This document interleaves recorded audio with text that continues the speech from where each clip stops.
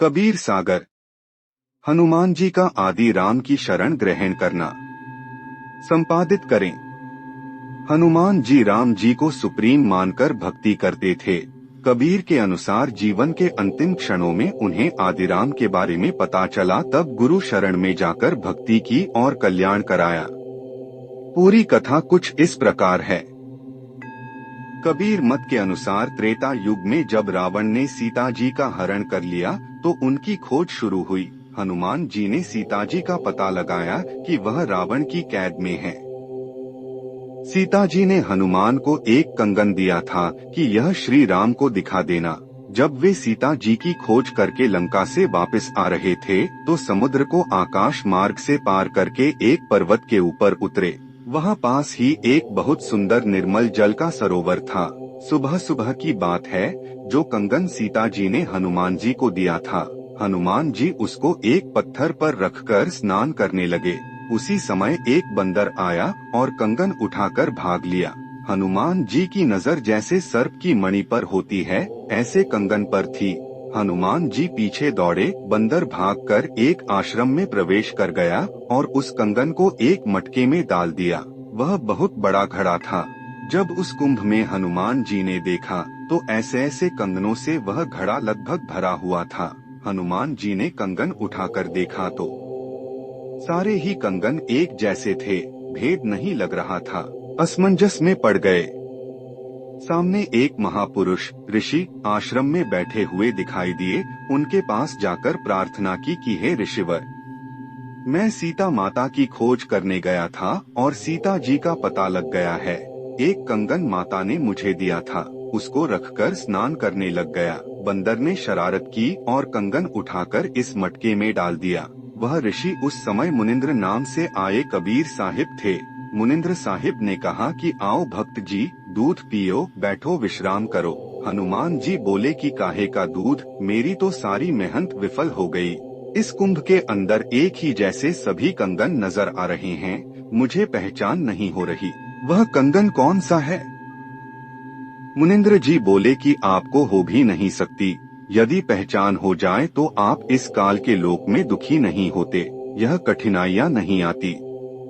मुनिंद्र कबीर साहिब जी बोले कि हनुमान जी, आप कौन से राम की बात कर रहे हो? कौन सीता?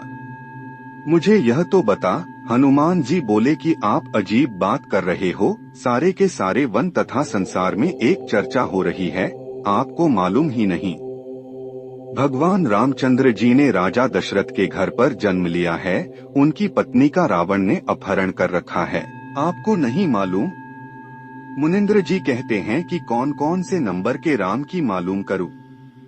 हनुमान जी कहते हैं कि राम का भी कोई नंबर होता है।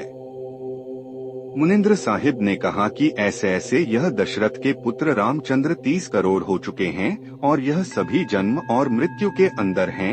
यह पूर्ण परमेश्वर नहीं है, यह केवल 3 लोक के प्रभु हैं। इनके उपासक भी मुक्त नहीं हैं। हनुमान जी महसूस करते हैं कि यह महात्मा बहुत अजीबोगरीब बात कर रहे हैं। हनुमान जी बोले कि क्या श्री रामचंद्र जी 30 करोड़ बार आ चुके हैं? मुनिंद्र कबीर जी ने कहा, हाँ पुत्र, श्री राम अपना जीवन पूरा करके जब समाप्त हो जाएगा उसके बाद फिर नई आत्मा ऐसे ही जन्म लेती रहती हैं और आती रहती हैं। ऐसे ही तेरे जैसे हनुमान न जाने कितने हो लिए। यह तो इस ब्रह्मा काल भगवान ने एक फिल्म बना रखी है, उसमें पात्र आते रहते हैं और इसी का प्रमाण यह कुंभ दे रहा है।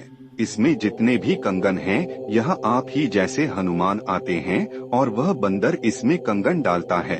इस कुंभ के अंदर मेरी कृपा से एक शक्ति है कि जो भी वस्तु इसमें डाली जाती है, यह वैसी ही एक और बना देता है।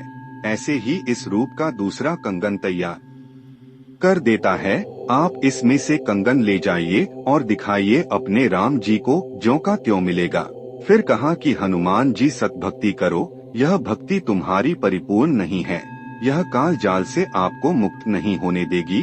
हनुमान जी बोले कि अब मेरे पास इतना समय नहीं है कि आपके साथ वार्ता करूं, परंतु मुझे आपकी बातें अच्छी नहीं लग रही हैं। कंगन उठाकर चले गए।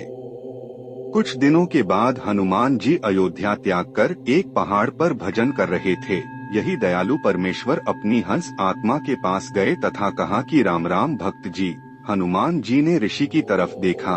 फिर हनुमान जी बोले कि मुझे ऐसा लग रहा है कि आपको कहीं पर देखा हो। तब मुनिंद्र साहिब बोले कि हाँ हनुमान, पहली बार तो तूने मुझे वहाँ पर देखा जब आप सीता की खोज करके वापस आ रहे थे और कंगन को किसी बंदर ने मटके में डाल दिया था। दूसरी बार वहाँ पर देखा था जब श्री रामचंद्र जी का समुद्र पर पुल नहीं बन रहा था। उस समय मैंने अपनी कृपा से पुल बनवाया था। मैं वही मुनिंद्र ऋषि हूँ। हनुमान जी को याद आया, कहा कि आओ ऋषि जी बैठो, क्योंकि हनुमान जी बहुत प्रभु प्रेमी और अतिथि सत्कार करने वाले महापुरुष थे। कहा कि अब पहचान लिया। मुनिंद्र जी फिर प्रार्थना करते हैं कि हनुमान जी जो आप साधना कर रहे हो यह पूर्ण नहीं है, यह तुम्हें पार नहीं होने देगी, यह सर्व काल जाल है। सारी सृष्टि रचना सुनाई। हनुमान जी बहुत प्रभावित होते हैं। फिर भी कहा कि मैं तो इन प्रभु से आगे किसी को नहीं मान सकता। हमने तो आज तक यही सुना है कि यह तीन लोक के नाथ विष्णु हैं और उन्हीं का स्वरूप रामचंद्र जी आए हैं। अगर मैं आपके सतलोक को अपनी आँखों देखूं तो मान सकता हूँ। कबीर साहिब ने हनुमान जी को दिव्य दृष्टि दी और स्वयं आकाश में उड़कर सतलोक पहुँच गए। पृथ्वी पर बैठे हनुमान जी को सब वहाँ सतलोक का दृश्य दिखाया। साथ में यह तीन लोक के भगवानों के स्थान दिखाए और वह काल दिखाया जहाँ पर 1,00,000 जीवों का प्रतिदिन आहार करता है। उसी को ब्रह्मा, क्षर पुरुष तथा ज्योति स्वरूपी निरंजन कहते हैं। तब हनुमान जी ने कहा कि प्रभु नीचे आओ, क्षमा करना, दास ने आपके साथ अभद्र व्यवहार भी किया होगा। दास को शरण में लो। हनुमान जी को प्रथम नाम दिया, फिर सत्य नाम दिया और मुक्ति का अधिकारी बनाया। अन्य साहित्य संपादित करें। रामायण और महाभारत के अलावा हनुमान का उल्लेख कई अन्य ग्रंथों में किया गया है। इनमें से कुछ कहानियां पहले के महाकाव्यों में उल्लिखित उनके कारनामों से जुड़ती हैं, जबकि अन्य उनके जीवन की वैकल्पिक कहानियां बताती हैं।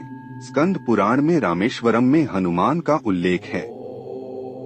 शिव पुराण के एक दक्षिण भारतीय संस्करण में हनुमान को शिव और मोहिनी, विष्णु का महिला अवतार के पुत्र के रूप में वर्णित किया गया है। या वैकल्पिक रूप से उनकी पौराणिक कथाओं को स्वामी अयप्पा के मूल के साथ जोड़ा या विलय कर दिया गया है, जो दक्षिण भारत के कुछ हिस्सों में लोकप्रिय है। हनुमान चालीसा संपादित करें। 16वीं शताब्दी के भारतीय कवि तुलसीदास ने हनुमान को समर्पित एक भक्ति गीत हनुमान चालीसा लिखा था। उन्होंने हनुमान के साथ आमने सामने मुलाकात करने का दावा किया। इन बैठकों के आधार पर उन्होंने रामचरितमानस, रामायण का एक अवधी भाषा संस्करण लिखा। देवी अथवा शक्ति के साथ संबंध संपादित करें। हनुमान और देवी काली के बीच संबंध का उल्लेख पृथ्वी रामायण में मिलता है। उनकी बैठक रामायण के युधिष्ठिर में माहिरावन की कथा में होती है। माहिरावन रावण का विश्वसनीय मित्र बटा भाई था। अपने बेटे मेघनाथ के मारे जाने के बाद रावण ने राम और लक्ष्मण को मारने के लिए पाताल लोक के राजा महिरावण की मदद ली। एक रात महिरावण ने अपनी माया का उपयोग करते हुए विभीषण का रूप धारण किया और राम के शिविर में प्रवेश किया। वहां उन्होंने वानर सेना पर निंद्रा मंत्र डाला, राम और लक्ष्मण का अपहरण किया और उन्हें पाताल लोक ले गए। वह देवी के एक अनुगामी भक्त थे और रावण ने उन्हें अयोध्या के बहादुर सेनानियों को देवी को बलिदान करने के लिए मना लिया, जिसके लिए माहिरावन सहमत हुए। हनुमान ने विभीषण से पाताल का रास्ता समझने के बाद अपने प्रभु को बचाने के लिए जल्दबाजी की। अपनी यात्रा के दौरान उन्होंने मकरध्वज से मुलाकात की, जिन्होंने हनुमान के पुत्र होने का दावा किया। उनके पसीने से पैदा हुआ था, जो एक मगरमच्छ द्वारा खाया गया था। हनुमान ने उसे हरा दिया और उसे बांध दिया और महल के अंदर चले गए। वहां उसकी मुलाकात चंद्रसेन से हुई, जिसने बलिदान और अहिरावण को मारने के तरीके के बारे में बताया।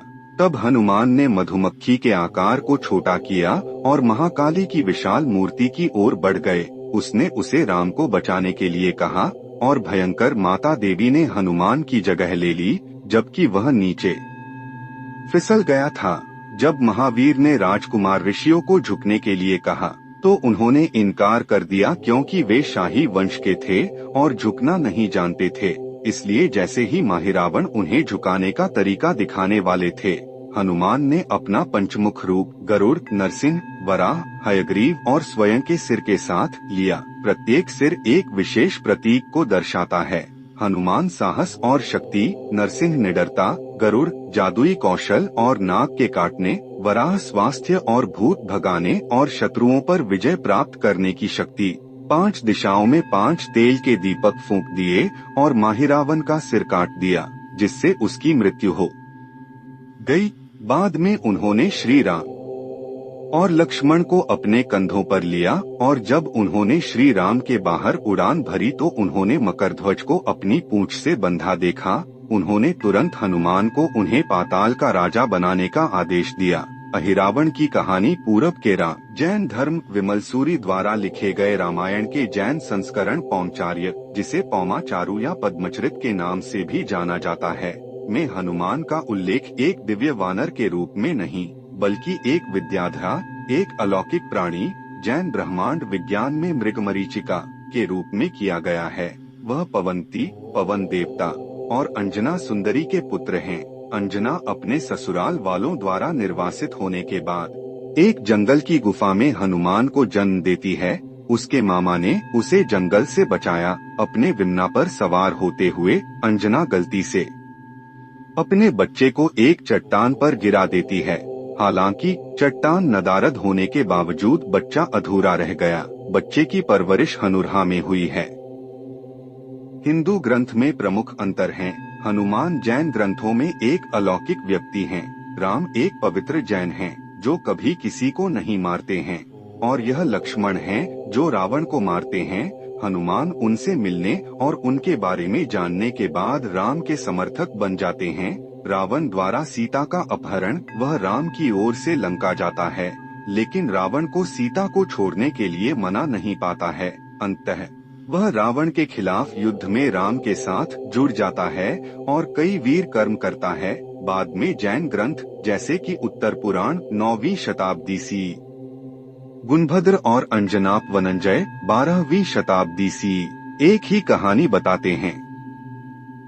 जैन रामायण कथा के कई संस्करणों में हनुमान को समझाने वाले मार्ग हैं और राम जैन धर्म में पौमा कहलाते हैं। इन संस्करणों में हनुमान अंततः सभी सामाजिक जीवन को त्याग कर जैन सन्यासी बन जाते हैं। सिख धर्म संपादित करें।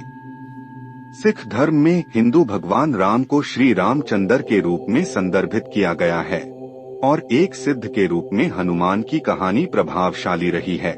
1699 में मार्शल सिख खालसा आंदोलन के जन्म के बाद 18वीं और 19वीं शताब्दी के दौरान हनुमान खालसा द्वारा श्रद्धा की प्रेरणा और उद्देश्य थे। कुछ खालसा रेजिमेंट हनुमान छवि के साथ युद्ध के मैदान में लाई गयीं। हिरदा राम भल्ला द्वारा रचित हनुमान नाटक और कविकान द्वारा दास गुरकथा जैसे सिख ग्रंथ हनुमान के वीर कर्मों का वर्णन करते हैं। लुई फेनच के अनुसार सिख परंपरा में कहा गया है कि गुरु गोविंद सिंह हनुमान नाटक के प्रिय पाठक थे। दक्षिण पूर्व एशियाई ग्रंथ संपादित करें। रामायण के गैर भारतीय संस्करण मौजूद हैं, जैसे थाई रामाकियन। रामायण के इन संस्करणों के अनुसार मैक्चनु सुवर्णमचा द्वारा जन्मे हनुमान के पुत्र हैं। जब रावण के महल में आग लगाने के बाद हनुमान उड़ते हैं, अत्यधिक गर्मी से उनका शरीर और समुद्र में गिरने पर उनके पसीने की एक बूंद जो एक शक्तिशाली मछली द्वारा खाई जाती है, उसने स्नान किया और उसने रावण की बेटी मच्चनु को जन्म दिया। एक अन्य किंवदंती में कहा गया है कि मत्स्यराज, जिसे मकरध्वज या मत्स्यगर्भा के नाम से भी जाना जाता है, नामक एक राक्षसी उनके पुत्र होने का दावा करती है। मत्स्यराज का जन्म इस प्रकार बताया गया है। एक मछली मत्स्य को हनुमान के पसीने की बूंदों से लगाया गया था जब वह समुद्र में स्नान कर रही थी। दक्षिण पूर्व एशियाई ग्रंथों में हनुमान बर्मीज रामायण में विभिन्न तरीकों से उत्तर भारतीय हिंदू संस्करण से भिन्न होते हैं, जैसे कि राम यगन, अलोंग राम थायगिन अराकानी बोली में, राम वटु और राम थायीन मलय रामायण। जैसे हिकायत श्री राम और हिकायत महाराजा रावण और रामायण जैसे थाई रामायण। हालांकि कुछ मामलों में कहानी के पहलू हिंदू संस्करणों और रामायण के बौद्ध संस्करणों के समान हैं, जो भारतीय उपमहाद्वीप में कहीं और पाए जाते हैं। वाल्मीकि रामायण मूल पवित्र ग्रंथ है। अन्य लोगों को लोक नृत्य की तरह कला प्रदर्शन के लिए कवियों द्वारा संस्करण संपादित किए जाते हैं। रामायण की सच्ची कहानी वाल्मीकि है। ऋषि वाल्मीकि को आदिकवि पहला कवि के रूप में जाना जाता है। चित्र दक्षिणमुखी.jpg। श्री बालाजी महाराज संजीवनी बूटी का पर्वत उठाए हुए। 12 नाम, उनके अर्थ और उनका महत्व संपादित करें। हनुमान, जिनकी ठोड़ी टूटी हो रामेष्ट, श्री राम भगवान के भक्त, उधिकर्मण, उद्धार करने वाले। अंजनी सुत, अंजनी के पुत्र, फाल्गुन सखा, फाल्गुन अर्थात अर्जुन के सखा। सीता शोक विनाशक, देवी सीता के शोक का विनाश करने वाले। वायुपुत्र, हवा के पुत्र, पिंगाक्ष, भूरी आंखों वाले। लक्ष्मण प्राणदाता, लक्ष्मण के प्राण बचाने वाले। महाबली, बहुत शक्तिशाली वानर। अमित विक्रम, अत्यंत वीर पुरुष। दशग्रीव दर्प, रावण के गर्व को दूर करने वाले। हनुमान जी के 12 नामों का नित्य नियम से पाठ करने से मनोकामना पूर्ण होती है। प्रातः काल उठते ही हनुमान जी के 12 नामों का 11 बार पाठ करने वाला व्यक्ति दीर्घायु होता है। दोपहर के समय हनुमान जी के 12 नामों के पाठ करने से लक्ष्मी जी की प्राप्ति होती है, धन धान्य की वृद्धि होती है और घर में संपन्नता रहती है। संध्या काल हनुमान जी के 12 नामों का पाठ करने से पारिवारिक सुखों की प्राप्ति होती है। रात को सोते समय हनुमान जी के 12 नामों का जाप करने से शत्रु का नाश होता है। मंगलवार को ये 12 नाम लाल स्याही से भोजपत्र पर लिखकर ताबीज बनाकर बाजू पर बंधने से कभी सिर दर्द नहीं होता। शनिदेव की 7.5 और अढ़ैया से मुक्ति मिलती है।